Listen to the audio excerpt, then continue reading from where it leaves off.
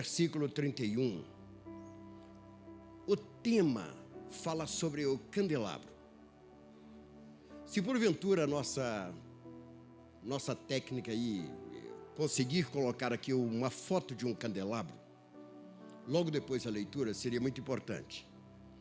Diz assim: também farás um candelabro de ouro batido se fará. O candelabro, o seu pedestal e a sua haste, e os seus cálices, os seus botões, as suas flores, formarão com ele uma só peça. Diga assim: uma só peça, diga. Eu peço ao Espírito Santo de Deus que possa dar a todos nós nessa noite entendimento do que nós iremos falar neste momento. E para isso eu conto com a sua atenção, para que você possa compreender isto. Quando a Bíblia Sagrada fala sobre o candelabro, lá no Velho Testamento, já estava apontando o bispo Luigi para a igreja. O candelabro, ele tipifica a igreja. É por isso, missionário, que Deus orientou que o candelabro deveria ser feito de ouro batido, quer dizer, ouro provado no fogo. E o candelabro, ele deveria ser feito, e foi feito assim, de uma só peça. Ele não poderia ser feito em partes. Era uma só peça que iria compor o candelabro. E você agora pergunta: apóstolo, qual é a visão que Deus está nos dando com respeito a este candelabro? É porque ele já estava tipificando o corpo místico de Cristo na terra, que é a sua igreja. E você, eu creio que lembra muito bem da passagem que diz que quando o Senhor Jesus Cristo, seu corpo estava ali na cruz, eles foram ali para quebrar os ossos do Senhor, mas não quebraram. Ele já tinha partido. E o corpo do Senhor Jesus Cristo, que também simboliza a igreja, estava ali intacto, não poderia ser dividido. Você olhando para mim diz: apóstolo, o que nós vamos ganhar do Senhor nesta noite? Preste bem atenção. Quando nós olhamos a história da igreja, você percebe que a igreja começa lá em Jerusalém, a igreja. E você agora pergunta: que igreja? A igreja, ela começa em Jerusalém. E você torna a perguntar: qual igreja, apóstolo? Eu digo: a igreja, ela começa em Jerusalém. O corpo de Cristo começa ali, o corpo, símbolo do corpo de Cristo, o corpo místico de Cristo estava começando ali em Jerusalém. E você pergunta assim: apóstolo, qual era o nome desta igreja? Eu já disse: igreja. O nome era igreja. Era a igreja do Senhor, o corpo de Cristo, aquela que foi colocada para manifestar a grandeza, o poder e levar o evangelho. Este é o corpo de Cristo, a igreja. Bispo Luiz, nós conhecemos muito bem a história. Esta religião, vamos colocar assim, foi levada para Roma.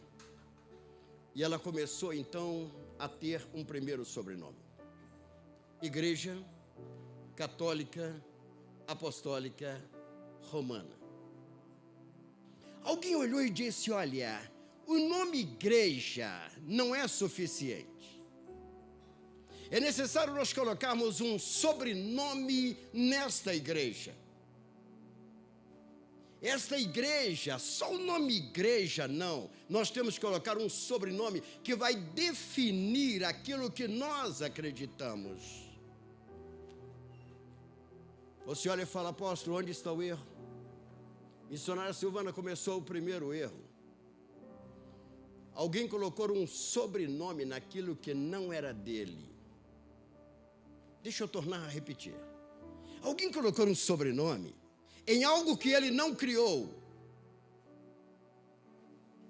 Alguém colocou um sobrenome naquilo que não era propriedade dele. Agora já tinha um sobrenome. Deixa eu te falar, os meus filhos têm o meu sobrenome porque eles são meus. Eu coloco o sobrenome missionário naquilo que é meu. E de repente a igreja passou a ter um sobrenome. Igreja Católica Apostólica Romana. Primeiro sobrenome dado à igreja. Você olha para mim e fala assim: apóstolo, mas como ficou o Senhor Jesus nisto aí? O lado bíblico foi esquecido, a visão bíblica foi esquecida. Alguém esqueceu que o dono da igreja chama-se Jesus. Aquele que pagou o preço por ela, aquele que foi à cruz do Calvário, e aquele que desde lá do Velho Testamento já mostrava que ela não poderia ser quebrada. E o nome igreja. Os anos se passaram. Quando chegamos mais ou menos na Idade Média, surgiu alguém que diz: não, nós não podemos continuar assim. Começou o protestantismo. E alguém olhou e falou: não, essa igreja eu acredito que ela tem que chamar igreja presbiteriana. Pastora Julie, outro chegou e falou: eu não concordo com essa igreja presbiteriana, porque ela tem alguns costumes que não está certo.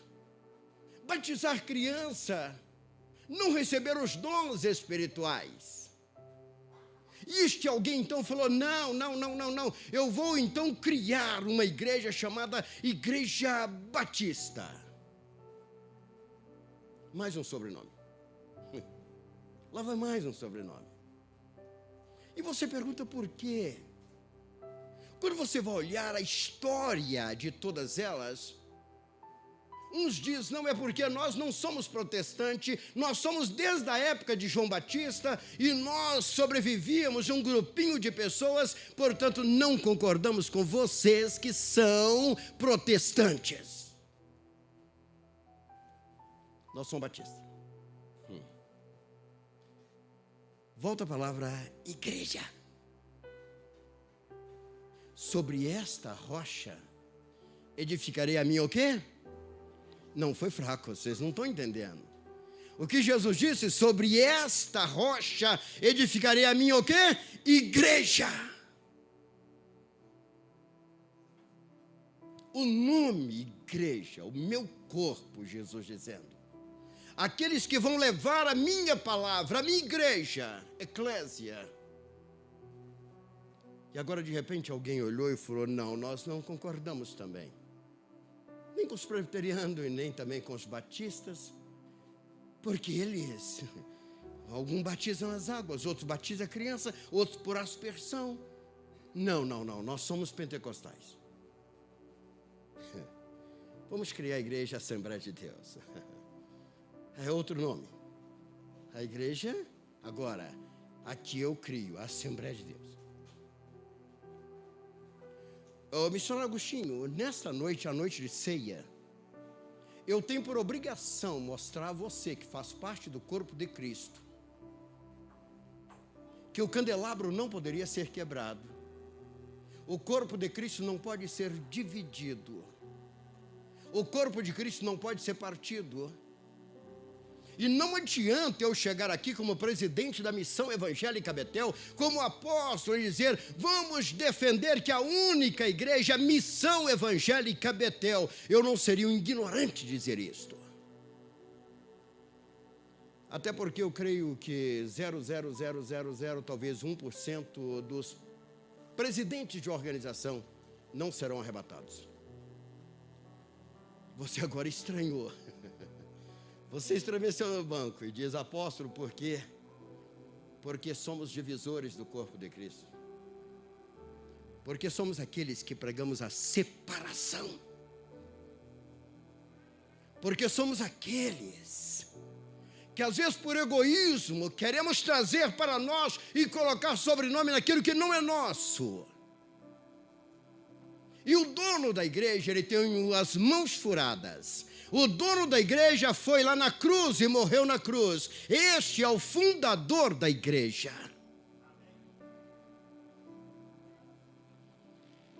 Outro homem disse, não. Eu não concordo. Eu vou fundar uma outra igreja porque eu não concordo que a mulher deva usar batom. Ah, a mulher não pode cortar o cabelo. Então vou abrir uma outra. Não, eu vou abrir uma que eu vou colocar minha foto lá na placa e dizer que a minha equipe está atendendo neste lugar. Uma outra igreja, essa é minha. Jesus disse, sobre esta rocha edificarei a minha igreja. Preste atenção. Qual o nome da igreja? Igreja. É um nome simples, igreja. Talvez você não está prestando atenção, você está rindo, talvez não está prestando atenção. E isto é muito sério, sabe por que razão? Nós vamos ler um texto aqui que diz que é pecado tomar a ceia sem discernir o corpo de Cristo. Nós vamos ler um texto que diz que se eu não discernir o que é o corpo místico de Cristo aqui na terra, eu estou pecando em participar da ceia. Essa ceia não pertence à missão evangélica Betel, não pertence aos batistas, não pertence aos presbiterianos, não são dos assembleianos. Esta ceia é do Senhor, é da igreja do Senhor. É preciso que nós venhamos entender isto, queridos. Você fala, apóstolo, mas aonde está o pecado? Pecado, queridos, que todos esses que partiram deste princípio, partiram de um princípio de rebelião. Rebelião contra Jerusalém. Então vamos fazer ali em Roma agora e vai ter outro nome. Rebelião contra outra denominação. Vou dividir agora e não concordo. Eu vou abrir a minha própria igreja. Que tenha ela Jesus e amor, que tenha ela Cristo e amor, que tenha ela Deus e amor, que seja o que for, mas partiu de um princípio de rebelião. E eu vou dizer algo para você que Deus me mandou dizer: todos aqueles que rebelam contra autoridades, rebelam contra a igreja, estão em pecados, queridos.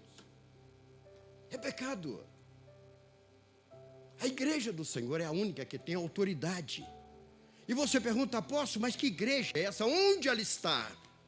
Apóstolo, em que lugar está a igreja? Eu quero ir lá ser membro dessa igreja. Eu quero dizer algo para você. Se preocupe em fazer membro desta igreja, em ser desta igreja, porque é esta igreja de Cristo é que será arrebatado. Uma igreja que não tem sobrenome, e essa igreja está dentro de você.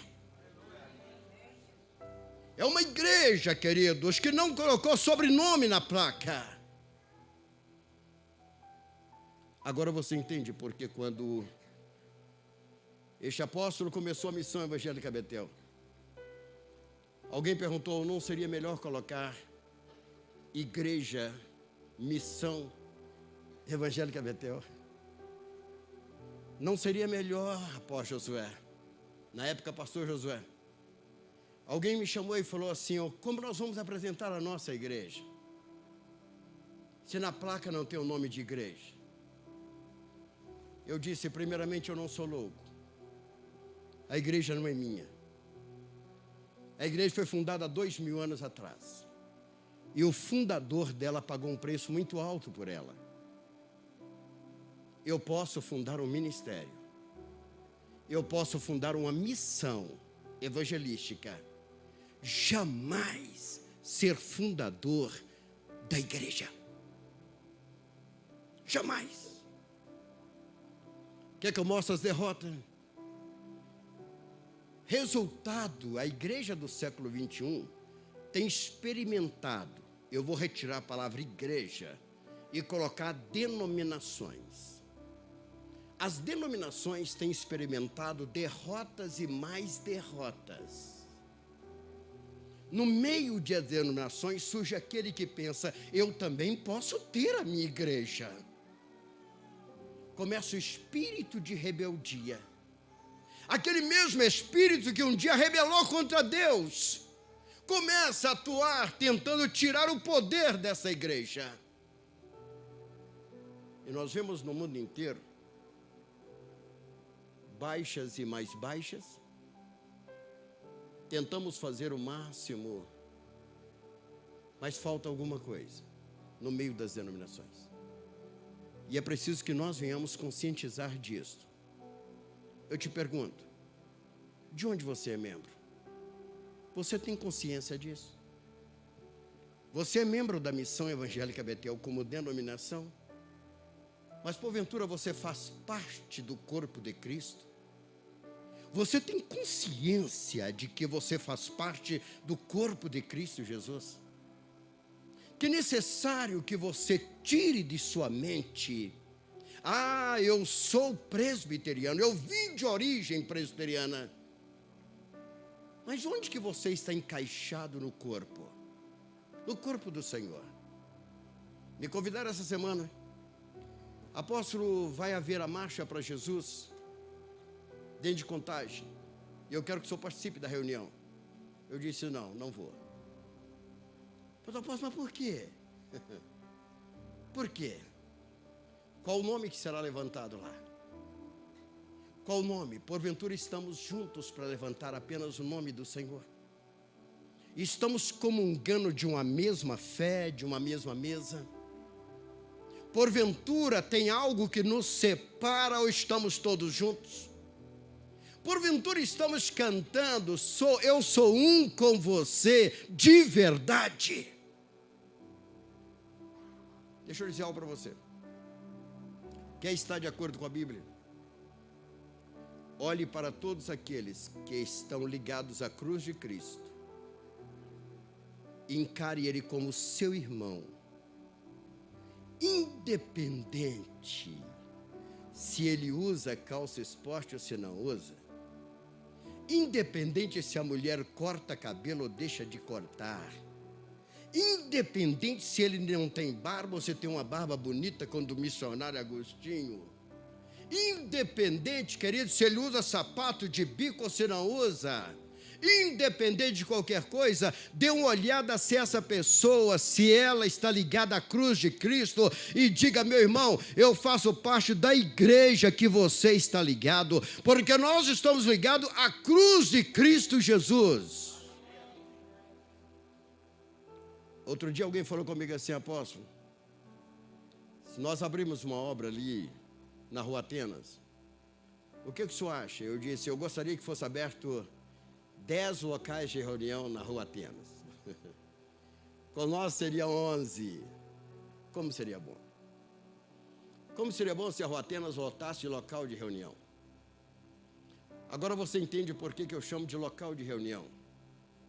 Você agora entende por que eu não expresso igreja, expresso local de reunião. Aqui é um santuário. Aqui é um local de reunião de parte do corpo de Cristo. Parte do corpo de Cristo reúne aqui neste lugar. Parte do corpo do Senhor Jesus está aqui para participar da ceia nessa noite. E quando você comunga com seu irmão, quando você participa dessa ceia, você está em comunhão com a igreja no mundo inteiro. Com a igreja. Com a igreja. Não é com a denominação.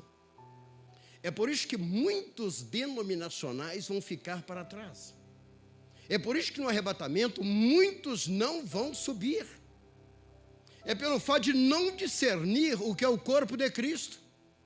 Tem uma carteira de membro, tem uma carteira de pastor, mas não faz parte do corpo de Cristo Jesus. Quando você se encontra na igreja do Senhor, seja onde você estiver, você está em comunhão com o Senhor. Seja onde for, você pode estar no meio dos muçulmanos, que a sua comunhão é com o Senhor. Você pode estar na rua sozinho, você é parte da igreja do Senhor Jesus. Você pode estar em qualquer lugar, você é parte da igreja do Senhor Jesus. Finalizando, o Senhor Deus, Ele governa a igreja, não com o seu poder. Vou repetir. O Senhor Deus, Ele governa a sua igreja, a igreja do Senhor, não pelo seu poder. Você pergunta, apóstolo, mas por que não pelo poder? Não pelo poder. O Senhor Deus, Ele respeita algo que Ele te deu, que Ele me deu, chamado livre-arbítrio, direito de escolha. Então entenda só uma coisa. Você pergunta então, como o Senhor governa a sua igreja? Eu creio que antes da ceia eu tinha que falar isso com vocês. Eu tinha que revelar isso para vocês antes da ceia. Preste bem atenção.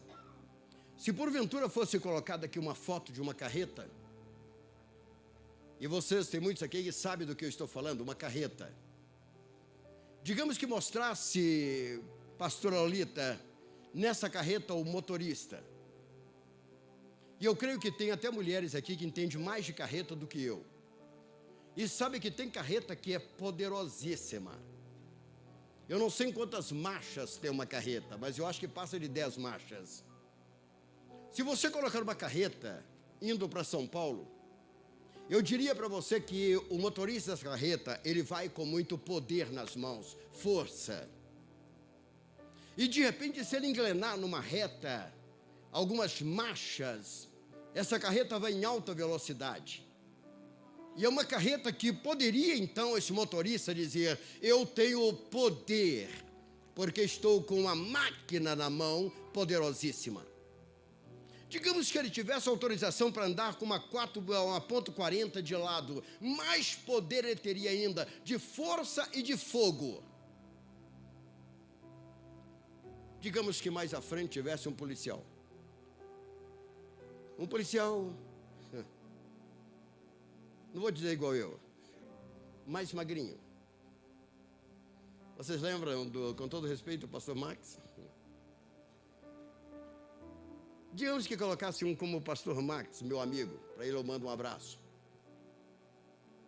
Vestido de uma farda da Polícia Federal. E ele fosse um policial federal.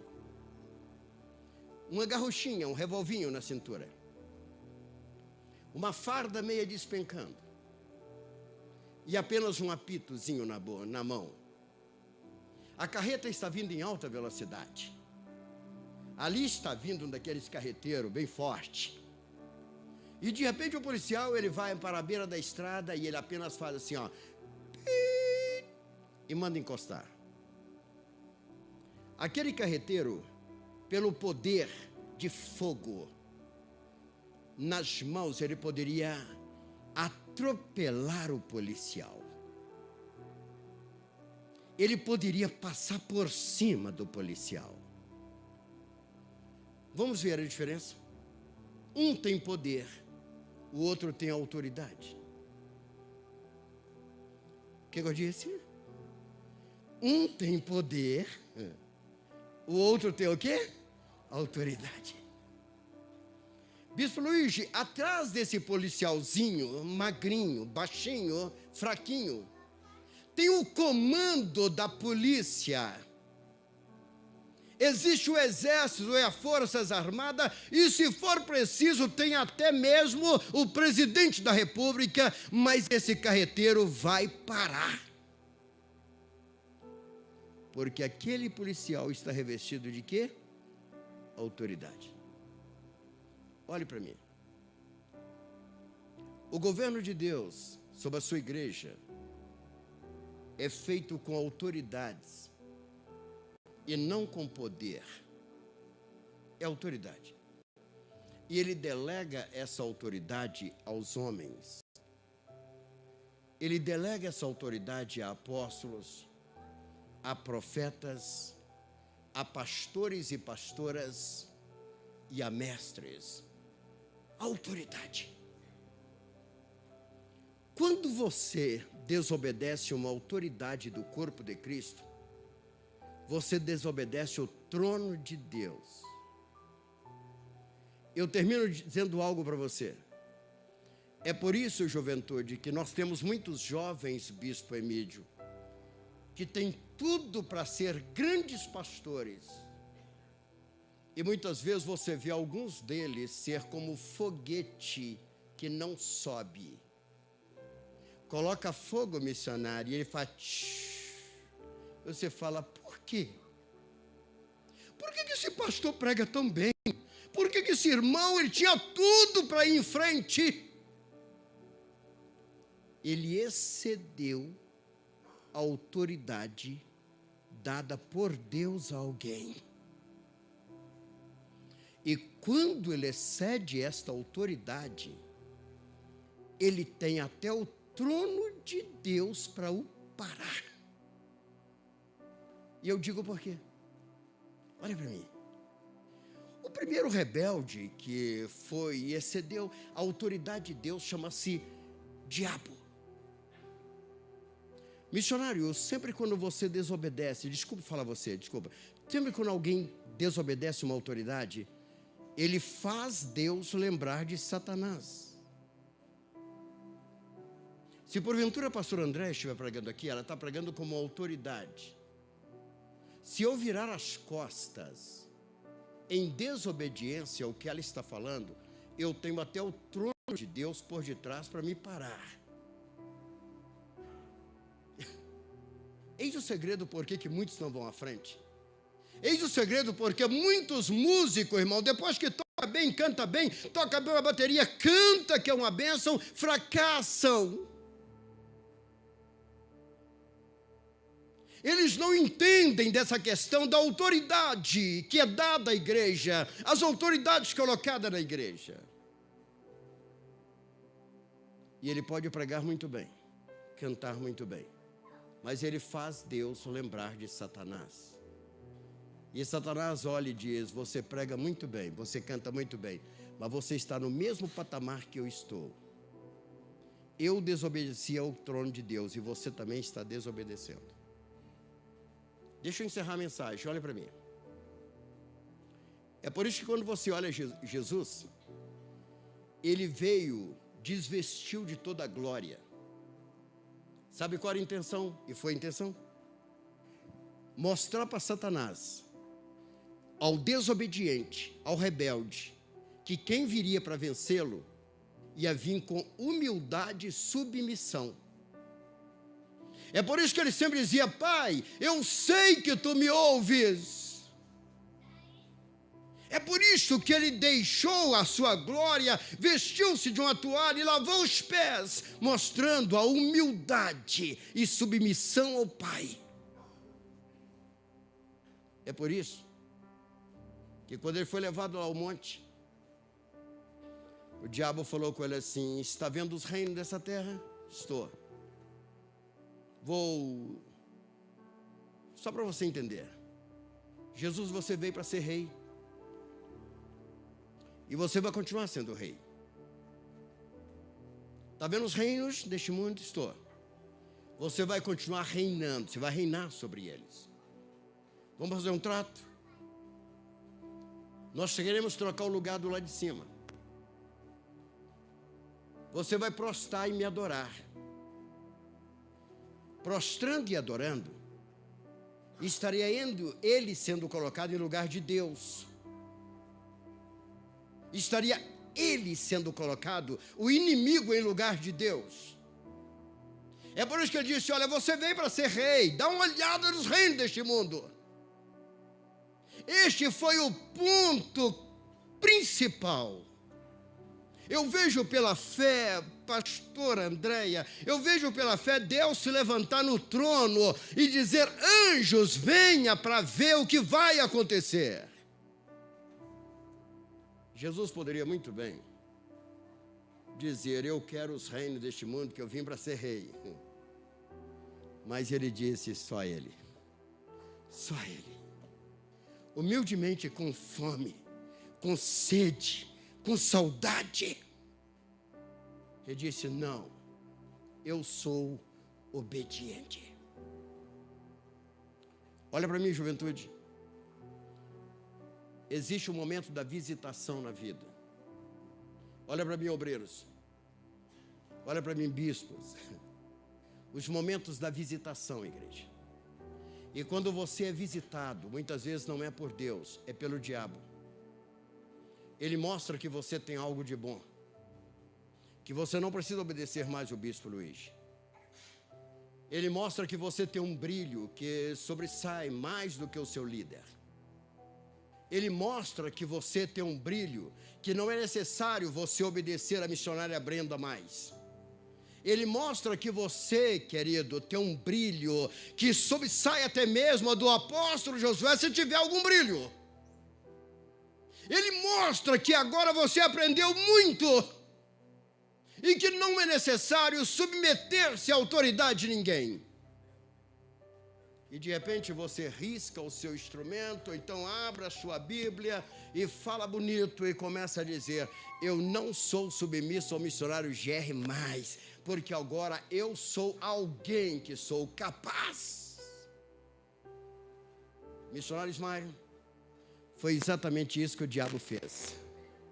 Ele deu uma olhada sobre os anjos que estavam sobre a terra, e de repente ele olhou, viu o brilho que saía dele, viu as pedras preciosas, está lá em Ezequiel capítulo 28, versículo 11, e certamente ele pensou: agora sim, para que adorar o Deus Todo-Poderoso? Eu não vou adorá-lo mais, eu vou chamar a adoração para mim. Foi a queda e se tornou Satanás. Eis a razão, pastora Elaine, que muitos bons líderes caíram, não conseguem ir à frente, por não conhecer sobre autoridade da liderança na igreja. E até o final, você quer vencer Satanás? Você quer vencer os demônios? Você só vence em submissão a Deus. Não tem como você vencer de outra forma.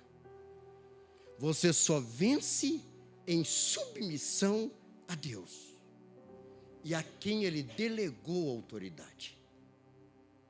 A autoridade delegada, aquele policialzinho na beirada da estrada, fardazinha pesada para ele, um apitozinho na mão, saiu debaixo de uma árvore, mas a ele foi delegado uma autoridade para parar carretas e quem for, porque a ele foi dada uma autoridade. À medida que você submete a autoridade na igreja, você submete-se ao trono de Deus, você é abençoado. Alguém me perguntou hoje: apóstolo, por que quando o senhor chega em um local da Missão Evangélica Betel, onde o senhor é apóstolo, o senhor é presidente, e se não chamar o senhor lá para frente, o senhor não vai? O senhor fica lá na porta, como se fosse o diácono, e com muita alegria. Se me deixasse como diácono, eu ficaria muito feliz lá. Pergunta por quê? Eu conheço que lá foi delegado por mim mesmo a autoridade de alguém. E este alguém vai reconhecer a minha autoridade e vai me chamar para frente. Se ele não chamar, eu não vou. Aqui nós temos uma autoridade na Escola Bíblica Dominical chamada Elaine, pastor Elaine.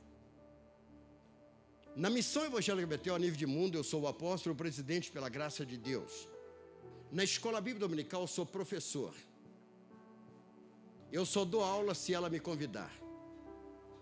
E se ela mandar eu parar a aula, eu paro, porque eu não sou bobo de quebrar a autoridade.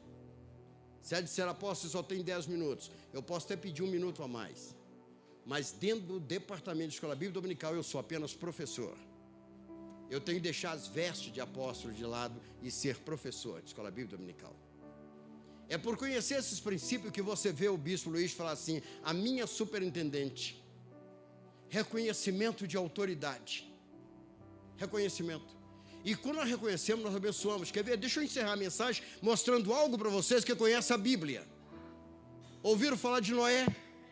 Ouviram? Noé, a autoridade de Deus. A arca baixa, ali tinha uma autoridade do Senhor chamado Noé.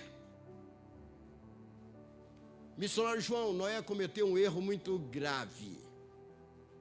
Noé plantou uma vinha, fez vinho e bebeu. E Noé não bebeu apenas um cálicezinho, Noé bebeu um copo. Não bebeu apenas um copo, bebeu uma jarra. E de repente ele estava tão bêbado que resolveu tirar a roupa. Espera aí, meu irmão. Um homem de Deus, o líder, chamado Noé, bêbado e pelado. Se olha e fala, apóstolo, era hora de aqueles todos estavam lá juntar e falar assim: você não é homem de Deus mais, você é um beberrão. Houve um chamado Cão. Imediatamente ele levantou a cabeça, olhou o pai nu e certamente ele pensou: isso nunca foi homem de Deus. Nunca foi homem de Deus. Bêbado? Nu? Não. Deixa eu lá contar, meus irmãos. Sem, Jafé, vem cá. Contar um caso para vocês. Sabe aquele homem de Deus que Deus mandou fazer a arca, que é nosso pai?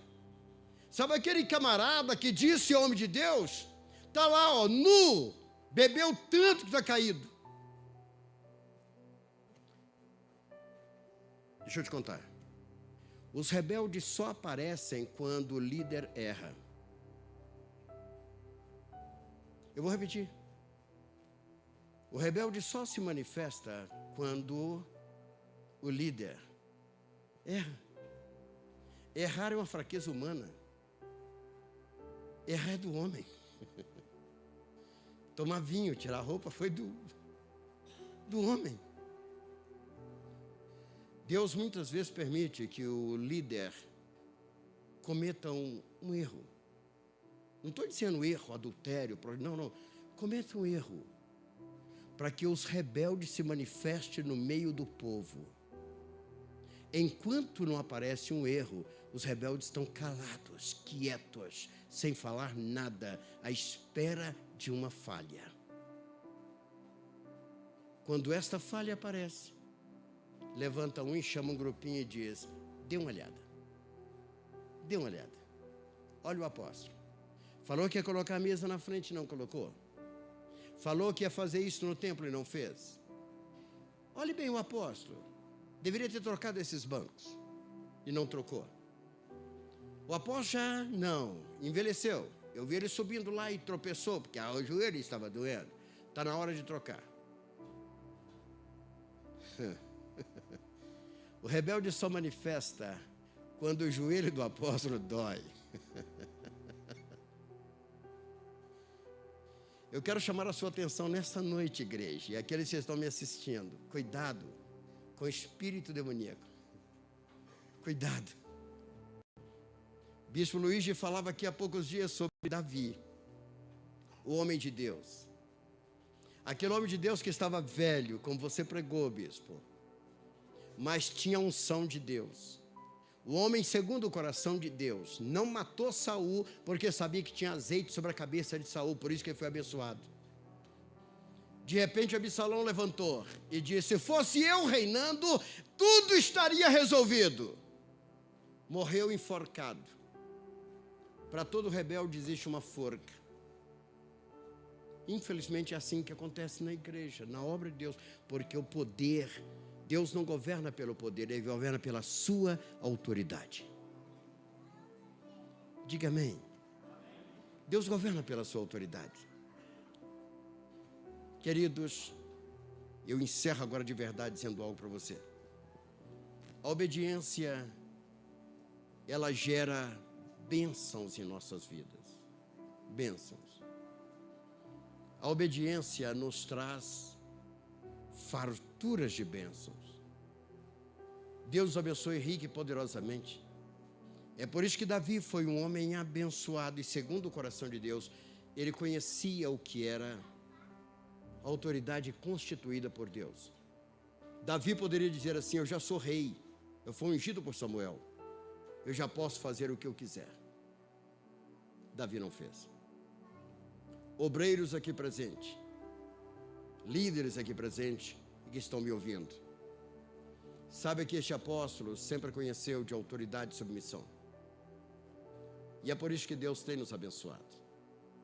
É por isso que o Senhor tem feito deste ministério um sucesso a nível de mundo, por conhecer muito bem esse princípio, que é o princípio da obediência.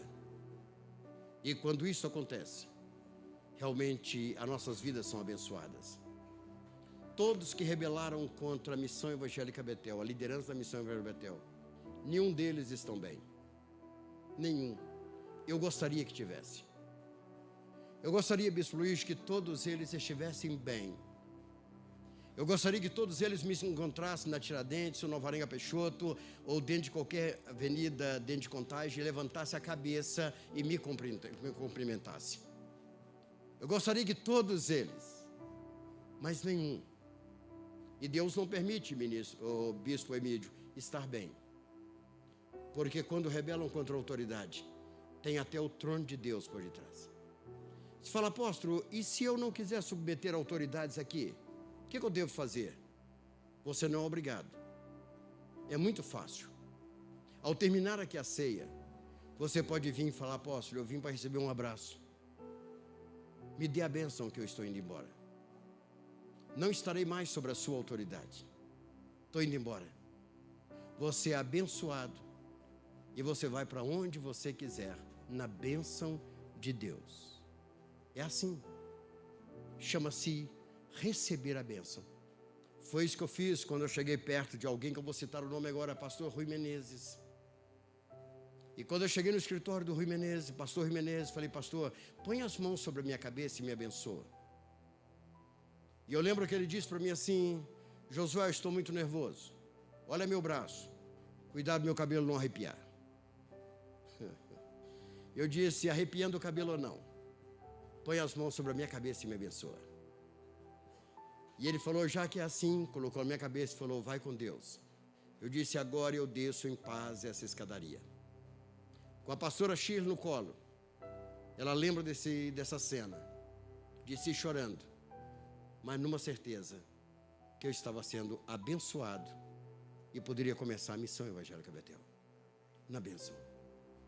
Já conhecia deste princípio, de reconhecer a autoridade, reconhecer que tenho que ser submisso, para que haja as bênçãos de Deus sobre a minha vida. E é por isso que é o segredo de eu ter uma família abençoada. Esta é a razão. Esta é a razão. Hoje eu pude ver um pastor em público dizer, Senhor, eu quero ser como o apóstolo Josué, e que a minha família seja como a família do apóstolo Josué, em obediência, em bênçãos, ser como a família. Quando você abençoa, quando você se submete à igreja e suas autoridades, as bênçãos vão até a sua casa. Seus filhos também te obedecerão. Seus netos te obedecerão. Darão ouvido a você, porque você gerou para eles essa bênção. Mas a quebra traz muitas consequências ruins. Seja obediente. Aí hoje alguém me perguntou, apóstolo, lá no estudo onde eu estava ministrando, mas nós devemos obedecer, mas por amor, não é? Eu disse, como assim? E a pessoa disse, o senhor citou que a mulher tem que ser obediente ao marido, mas é por amor, não é? Falei, nem tanto. Portanto, Deus ordenou, o Senhor Jesus ordenou, através de Paulo, que quem tem que amar é o esposo. A Bíblia não exige amor da mulher para o homem. A Bíblia fala sobre obediência. Agora, o homem tem que amar a esposa como Cristo amou a igreja. Aí a pessoa levantou e falou assim, mas a pastora Aurora é obediente ao Senhor, não é? Ela é muito questionadora. Eu falei, é. Mas por que ela te ama? Eu falei, vai perguntar para ela, porque eu não sei. Quem tem que dar resposta a você é ela. Fique de pé. Fique de pé. Amém. Que o Senhor te abençoe. Que o Senhor te guarde, que o Senhor te proteja cada dia mais. E que as bênçãos de Deus sejam constantes no seu lar, na sua vida. Que o Senhor esteja a cada dia fazendo de você uma pessoa repleta das bênçãos do Senhor.